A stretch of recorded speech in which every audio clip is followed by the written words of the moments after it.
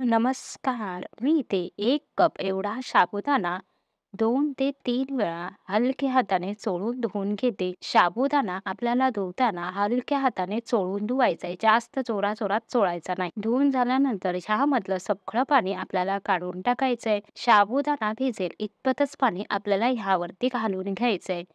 त्यावरती बोट ठेवल्यावरती 1 ते 2 सेंटीमीटर येईल इतपतच पाणी आपल्याला घालून घ्यायचंय. पाणी घालून आपल्याला हा रात्रभर तुम्ही असाच भिजत ठेवू शकता किंवा 5 तास भिजत ठेवला तरी सुद्धा चालेल. पाणी आहे ते आपल्याला त्यातलं अजिबात काढायचं नाही. इथे मी 4 मध्यम साईजचे बटाटे घेतलेत. बटाटे धुवून घेतलेले आहेत. कुकरमध्ये बटाटे शिजवताना अजिबात त्यामध्ये आपल्याला पाणी घालायचं नाही. पाणी न घालताच आपल्याला हे शिजवून घ्यायचंय. मी इथे 4 मध्यम साईजचे बटाटे घेतले. तुम्ही जर मोठे बटाटे घेणार असाल तर बटाटे मध्ये कट करून मगच कुकरला शिजवून घ्या म्हणजे बटाटे चांगले शिजले जातील. बटाटे शिजवताना अजिबात जराही आपल्याला पाण्याचा वापर करायचा नाही. पाणी न घालताच आपल्याला हे शिजवून घ्यायचे आहेत. तुम्ही इथे बघू शकता साबुदाणा अगदी किती छान असा फुलून आलेला आहे. जे साबुदाणा भिजवताना आपण पाणी घातलं होतं ना ते पाणी मी अजिबात काढलं नाही. तर फक्त आता हा सकाळी मी हा साबुदाणा आहे ना, तो असा पूर्ण असा मोकळा करून घेतलेला आहे. हा आपल्याला एकदम असा मोकळा असा करून घ्यायचा. म्हणजे खाली वर करून घेता करायच्या 1 तास आधी, की साबुदाणा अगदी छान मोकळा होतो. ज्या कपाने आपण साबुदाणा भिजत ठेवला होता, तो 1 कप एवढा होता. आता आपण भिजल्यानंतर तो मापून घेऊया. हा साबुदाणा आता 1 कप असा मी हलक्या हाताने दाबून मापून घेतलेला आहे. 1 कप एवढा झालेला आहे. आपण आता अजून किती आपला साबुदाणा फुलून आलाय ते चेक करूया. तुम्ही इथे बघू शकता आपला अगदी बरोबर 2 कप एवढा हा साबुदाणा झालेला आहे. 2 कप साबुदाण्यासाठी आपल्याला 1 कप एवढा उकडलेला बटाटा घ्यायचा आहे. बटाटे आपण 4 मध्यम साईजचे घेतलेले आहेत म्हणजे आपले बटाटे बरोबर 1 कप एवढे होणार आहेत. इथे साबुदाणा आपल्याला हाताने असा हलका असा दाबून घ्यायचा आहे. तुम्ही इथे बघू शकता हलक्या हाताने त्याला असा चांगला दाब द्यायचा आहे. अजिबात तुम्हाला असं वाटेल साबुदाण्याचं पीठ होईल, अजिबात पीठ होणार नाही. तर हलक्या हाताने आपल्याला हात चांगला दाबून घ्यायचा आहे. तुम्हाला हात ओलसर असा लागायला लागेल. थोडा-थोडा अजून दाबत गेलात, की एकदम साबुदाणा हाताला एकदम चिकटत जाईल. त्यावरूनच तुम्हाला समजेल, की ह्यामध्ये जे पाणी आहे ते बाहेर निघून आलेलं आहे. साबुदाणा आपण पाण्यामध्ये भिजत घालतो त्यामुळे त्यामध्ये पाणी शिरतं. बटाटासुद्धा आपण पाणी घालून शिजवून घेतला, की त्यामध्ये पाणी जातं. मग असं ज्यावेळेस पाण्याचं प्रमाण जास्तीचंच होतं, त्यावेळेसच साबुदाणा वडा तेलात तळताना फुटतो. आपण हाताने दाबून ह्यामधलं पाणी आहे ना, ते काढून टाकलं. आता ह्यामध्ये अजिबात पाणी नाही आणि बटाटाही आपण पाणी न घालता शिजवून घेतलेला आहे. हा साबुदाणा वडा अजिबात तळताना आता फुटणार नाही. इथे मी हाताने असा सगळा दाबून घेतलाय. तुम्ही बघू शकता हाताला आता सगळा साबुदाणा किती असा चिकटायला लागलेला आहे. हात माझा पूर्ण असा ओलसर असा झालेला आहे. तुम्हाला वाटेल असा दाबलं की साबुदाणा एकदम तुटून वगैरे जाईल. अजिबात तसा होत नाही. वडा तळताना सगळा साबुदाणा अगदी वड्यावरती छान टपोरा असा दिसतो. इथे मी हाताने 5 मिनिटं चांगला दाबून घेतलाय. आता आपण ह्यामध्ये बटाटा आहे तो घालून घेणार आहोत. बटाटा पण आपण बघूया किती आपला झालेला आहे. 4 बटाटे आहेत. मी हाताने कुस्करून असा मापून घेत आहे. 4ही बटाटे आपले मी इथे आता ह्या कपामध्ये घालून घेतले. 1 कप एवढा आपला बरोबर इथे आता बटाटा झालेला आहे. कुस्करूनच बटाटा आपल्याला ह्यामध्ये घालून घ्यायचा आहे. हा बटाटा आपल्याला किसून अजिबात घ्यायचा नाही. बटाटा किसून जरी तुम्ही साबुदाणा वड्यामध्ये घातला तरी सुद्धा आपलं हे साबुदाण्याचं पीठ आहे ते सैल होण्याची शक्यता असते. त्यामुळे बटाटा फक्त मॅश करूनच ह्यामध्ये घालून घ्या. मी इथे परातीत एका साईडला हा बटाटा घालून घेतलाय. पावभाजीचं मॅशर असतं, त्या मॅशरने किंवा एखादा ग्लास, पेला, वाटी घरातलं तुम्ही काहीही घेऊन असा बटाटा मॅश करून घेऊ शकता. बटाटा चांगला शिजला गेलेला आहे त्यामुळे तो मॅश व्हायला अजिबात वेळ लागत नाही. बटाट्यामध्ये जराही गुठळ्या ठेवू नका. मी इथे बटाटा सगळा मॅश करून घेतला. बटाटा मॅश करून झाल्यानंतर आपल्याला तो साबुदाण्यामध्ये मिक्स करून घ्यायचा आहे. बटाटा बघा अजिबात परातीला चिकटत नाही म्हणजे यामध्ये जराही पाणी नाही आहे. चांगला कोरडा असा बटाटा आहे. आता मी हा मिक्स करून घेते. चांगला आपल्याला हा साबुदाण्यामध्ये आधी मिक्स करून घ्यायचा आहे.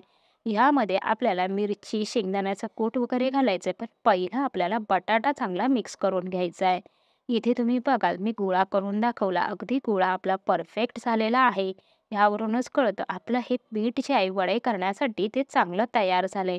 तुम्हाला असं वाटलं की हे पीठ थोडं सैल आहे, व्यवस्थित वडा करता येत नाही, तर ह्यामध्ये तुमच्याकडे कोणतंही उपवासाचं पीठ असेल ते घालू शकता. अजिबात नसेल तर साबुदाणा थोडासा भाजून घ्या मिक्सरला फिरवून. ते पीठसुद्धा तुम्ही ह्यामध्ये घालू शकता. इथे मी 2 हिरव्या मिरच्या घालून घेतल्या आहेत, 1 चमचा जिरं, ज्या कपाने साबुदाणा घेतला त्याच कपाने पाव कप शेंगदाण्याचा कूट घालून घेतलाय. मी 1 इंच आलं किसून घातलंय. आलं किसून घातल्यामुळे वड्याला चव छान येते. 1 चमचा मी लाल मिरचीचं तिखट घातलंय. तुम्ही नाही घातलं तरी सुद्धा चालेल. मिरचीचं तिखट घातल्यामुळे साबुदाणा वड्याला कलर छान येतो. 1 चमचा मीठ घातलंय. साबुदाणा वडा ज्यावेळेस तुम्ही तळणार असाल त्यावेळेस पिठामध्ये मीठ मिक्स करून घ्या. आधी मीठ घालून पीठ मळून ठेवू नका. मीठ घालून पीठ मळून ठेवलं तर मिठामुळे बटाटा आहे त्याला पाणी सुटेल आणि मग तुम्ही तसे साबुदाणे वडे करून तेलामध्ये तळलात तरी सुद्धा साबुदाणा वडा तुमचा तेलात घातल्यावरती फुटण्याची शक्यता असते. पीठ मी ते मळून घेतलेलं आहे. तुम्ही बघाल तर अजिबात हे पीठ परातीला काय हाताला सुद्धा चिकटत नाही. साबुदाणा हाताने दाबून घेतलाय तरी सुद्धा पिठावरती त्याचे छान टपोरी असे दाणे दिसत आहेत. इथे परातीला मी इतकं पीठ चोळून घेते तरी सुद्धा ते चिकटत नाही. हेच आहे महत्वाची खूण की आपलं साबुदाणा वड्यासाठी पीठ अगदी छान तयार झालंय. हाताला आपल्याला तेल लावून घ्यायचे. सारखं सारखं तेल लावायचं नाही. 6-7 वडे करून झाले की नंतर पुन्हा तेल लावून घ्या. तेल लावल्यामुळे वडे अगदी आपल्याला एकसारखे सगळे छान करता येतात. इथे गोळा घेतला की तो गोळा छान गोल करून घ्यायचा आहे. हाताच्या मधोमध ठेवून आपल्याला दोन्ही हाताने प्रेस करून घ्यायच्या आहे. कडा जर तुम्हाला अशा काही चिरलेल्या वाटल्या तर त्या बोटाने सरळ करून घ्यायच्या आहेत. वडा करताना जास्त जाड करू नका आणि एकदम पातळही करू नका. मी तुम्हाला अजून एक वडा करून दाखवते. वडा करताना दोन्ही हाताच्या मधोमध असा ठेवून त्याला हलका असा दाब द्या. म्हणजे तुमचा वडा एका साईजमध्ये आणि छान गोल असा तयार होईल. असा मधोमध तुम्ही दाब देऊन घ्या.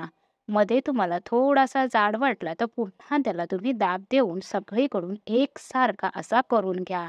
इथे मी ह्याच पद्धतीत सगळे वडे जे आहेत ना ते करून घेतले. आपण जे प्रमाण घेतलं होतं 1 कप साबुदाणा, 1 कप बटाटा, पाव कप शेंगदाण्याचं कूट, त्यामध्ये आपले 21 एवढे इथे साबुदाणा वडा तयार झालेला आहे. तुम्ही लहान मोठे ज्या साईजमध्ये कराल त्या साईजमध्ये तुमचे कमी जास्त होऊ शकतात. इथे मी सुरुवातीला तेल चांगलं आधी कडकडीत गरम करून घेतलं. त्यानंतर गॅस मध्यम ठेवूनच आपल्याला वडे तळून घ्यायचे. वडे तळताना सारखे उलट-पलट करू नका.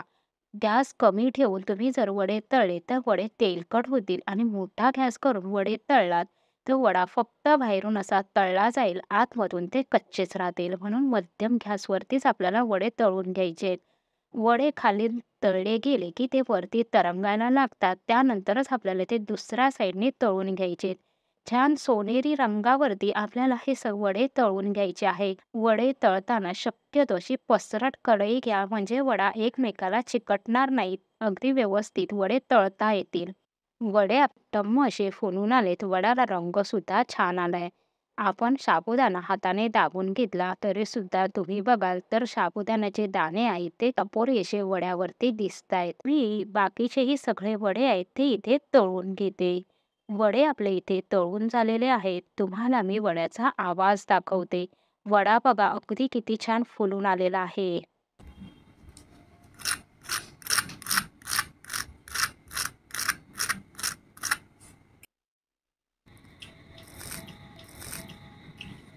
वडा आता तोडते बघा तुम्ही बघाल तर अगदी पॉकेटसारखा आपला हा वडा तयार झालाय. मध्ये पोकळी बघू शकता. ह्यावरूनच तुम्हाला समजेल की आपले किती परफेक्ट असं साबुदाणे वडे इथे तयार झाले. साबुदाणा वडा करताना फक्त ह्या 3च गोष्टी लक्षात ठेवा. साबुदाणा भिजल्यानंतर हाताने चांगला दाबून घ्या म्हणजे त्यामधलं पाणी बाहेर येईल. बटाटा शिजवताना त्यामध्ये अजिबात पाणी घालू नका. जेव्हा तुम्ही वडे तळायला घेणार असाल त्याच्या आधी तुम्ही लगेच पीठ मळून तळायला घ्या. आधीच जर मीठ घालून तुम्ही पीठ मळून ठेवलात आणि नंतर अर्धा किंवा 1 तासाने जर तुम्ही वडे करायला घेतलात, मिठामुळे बटाटा आहे त्याला पाणी सुटेल आणि मग तुमचे वडे तळताना तेलात फुटण्याची शक्यता असते. ह्या ज्या छोट्या-छोट्या टिप्स आहेत ह्या फॉलो केलात तर तुमचा वडा तळताना अजिबात तेलात फुटणार नाही. रेसिपी आवडल्यास लाईक, शेअर, सबस्क्राईब करायला अजिबात विसरू नका.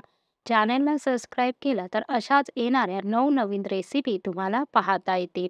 भेटूया पुन्हा लवकरच नवीन रेसिपीसोबत नवीन व्हिडिओमध्ये. रेसिपी संपूर्ण पाहिल्याबद्दल तुमचे मनःपूर्वक धन्यवाद.